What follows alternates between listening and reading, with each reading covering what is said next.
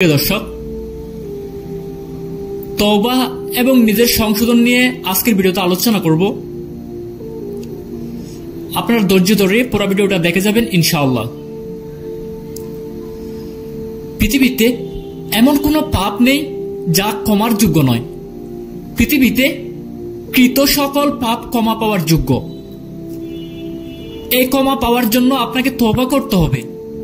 প্রিয় দর্শক, সূরা আলে ইমরানে আল্লাহ তাআলা বলেন, আর যে ব্যক্তি ইসলাম ব্যতীত অন্য কোনো দিন গ্রহণ করতে চাইবে কখনো তার সে দিন কবুল করা হবে না এবং আখিরাতে সে ব্যক্তি ক্ষতিগ্রস্তদের অন্তর্ভুক্ত হবে। আল্লাহ কি রূপে সেই সম্প্রদায়কে সুপথ দেখাবেন যারা ঈমান আনার পর এবং রাসূলকে সত্য বলে স্বীকার করার পর এবং তাদের নিকট সুস্পষ্ট দলিল আসার পর কুফরি করে। বস্তুত আল্লাহ জালিম কওমকে পথ দেখান না। এরাই তারা যাদের প্রতিফল এই যে তাদের প্রতি আল্লাহর ফেরেশতাদের এবং সমুদয় মানবের অভিশাপ। তারা এতে চিরকাল থাকবে। তাদের শাস্তি লঘু করা হবে না, কম করা হবে না এবং তাদেরকে বিরামও দেওয়া হবে না। প্রিয় দর্শক, তাহলে দেখা যাচ্ছে এদের উপর আল্লাহ দারুণ অসন্তুষ্ট। এদের অপরাধ ছোট কোনো অপরাধ নয়। কিন্তু এখন ঠিক এর পরের আয়াতটি খেয়াল করুন। আল্লাহ সুবহানাহু ওয়া তাআলা এমনকি এদেরকেও বাঁচার একটি পথ দেখিয়ে দিয়েছেন। তিনি বলেন, কিন্তু তারা ছাড়া যারা এর পরে তওবা করেছে এবং নিজেদের শুধরে নিয়েছে, নিশ্চয় আল্লাহ ক্ষমাশীল, পরম দয়ালু।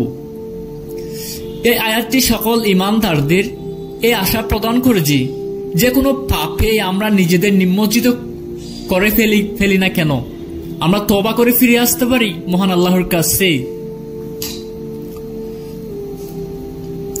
অনেকে এভাবে বলে, আমি তওবা করেছি কিন্তু নিশ্চিত না, আমি শিওর না আল্লাহ আমার তওবা গ্রহণ করেছে কিনা।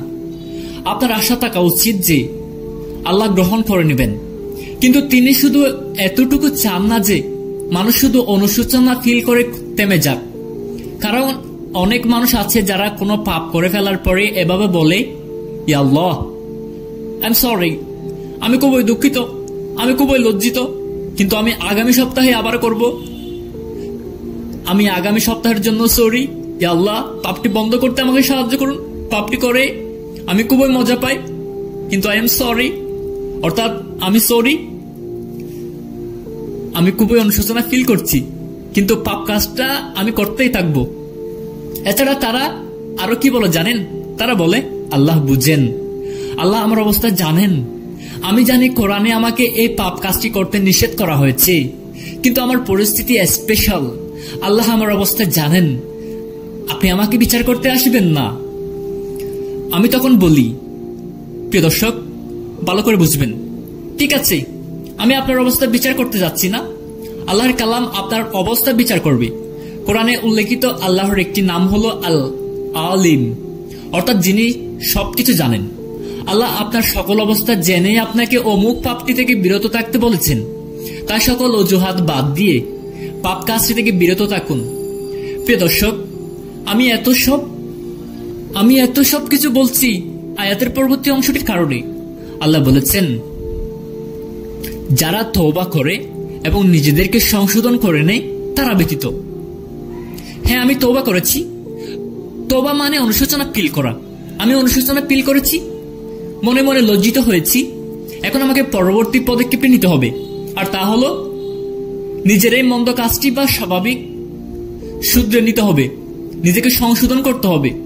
প্রিয় দর্শক, নিজের সংশোধন করা আসলে অনেক কঠিন কাজ। অনুশোচনা ফিল করা সহজ, কান্নাকাটি করা, ভয়ানক অনুতাপ ফিল করা আসলে অনেক সহজ, কিন্তু এরপরে সাহসী একটি পদক্ষেপ নিতে হবে। আর সেই সাহসী পদক্ষেপটি হলো, আমি ভুল যা কিছু করেছিলাম তা বাদ দিব, নিজেকে শুধরে নিব। প্রিয় দর্শক, যদি খারাপ কিছু করে থাকেন, এটা হয় নিজেকে আনন্দ দেওয়ার জন্য বা অন্য কাউকে আনন্দ দেওয়ার জন্য। এই কথাটা মনে রাখুন। তাই যখন এটা শুধরে নিতে চাইবেন, তখন হয় নিজেকে বঞ্চিত করার চ্যালেঞ্জ নিতে হবে বা অন্য কাউকে বঞ্চিত করার চ্যালেঞ্জ নিতে হবে। নিজের আনন্দকে চ্যালেঞ্জ জানাতে হবে বা অন্য কারো আনন্দকে চ্যালেঞ্জ জানাতে হবে। আর এটা খুবই আতঙ্কের, তাই না? কারণ ব্যাপারটা কাছের মানুষজনকে ক্ষুব্ধ করবে এবং আপনি নিজে হয়তো দুঃখ পাবেন, একাকিত্ব ফিল করবেন। সাইকোলজিতে একটি টার্ম আছে, staying in a safe place. জানেন, অনেক সময় সম্পর্কটা ঝগড়া বিবাদপূর্ণ হলেও মানুষ তা ছেড়ে যায় না, কারণ পরিবেশটা পরিচিত। অপর পক্ষের কাছ থেকে এমনকি শারীরিক নির্যাতনের শিকার হলেও পরিবর্তন আনতে চায় না, কারণ অপরিচিতের ভয়, অনিশ্চয়তার ভয়। প্রিয় দর্শক, প্রিয় শ্রোতাবৃন্দ, তওবা সহজ। আমার কাছে খুবই খারাপ লাগে, আমি এমন অবস্থায় থাকতে চাই না যখন বলেন, তাহলে পরিবর্তন আনো না কেন, পাপড়ি ছেড়ে দাও না কেন? সে তখন ফিল করে, আমি পারি না। পরিবর্তন বয়ের উদ্বেগের। আর আল্লাহ তাআলা বলেছেন, মানুষ যদি আল্লাহর এবং সকল সৃষ্টির চিরস্থায়ী অভিসম্পদ থেকে বাঁচতে চায়, তাদের শুধু অন্তরে অনুশোচনা ফিল করলে হবে না, তাদেরকে নিজেদেরকে শুধরে নিতে হবে এবং নিজেদের সংশোধন করে নিতে হবে। যদি তারা এটা করতে পারে, নিশ্চয় আল্লাহ ক্ষমাশীল। কোরআনে বলেন, নিশ্চয় আল্লাহ ক্ষমাশীল, অতি দয়ালু। শুরুতে যে ইন্না অর্থাৎ নিশ্চয় শব্দটি এসেছে, তা এসেছে ক্ষমার গ্যারান্টি প্রদান করতে। যখন তওবা করেন, তখন আপনি প্রথমে আল্লাহর অভিসম্পাদ থেকে বের হয়ে আসেন এবং এরপর প্রবেশ করেন আল্লাহর ক্ষমা, দয়া ও ভালোবাসার রাজ্যে, যা আমার আয়াতে উল্লেখিত গফুর এবং রহিম নাম দুটি থেকে বুঝতে পারি। প্রিয় দর্শক, আপনারা যারা আমাদের চ্যানেলটি সাবস্ক্রাইব করেন নাই, এরকম ইসলামিক গুরুত্বপূর্ণ ভিডিও পেতে আমাদের চ্যানেলটি সাবস্ক্রাইব করে দিবেন। আজকের মতো ভিডিও এই পর্যন্ত, বিদায় নিলাম। খোদা হাফেজ। আসসালামু আলাইকুম ওয়া রাহমাতুল্লাহ।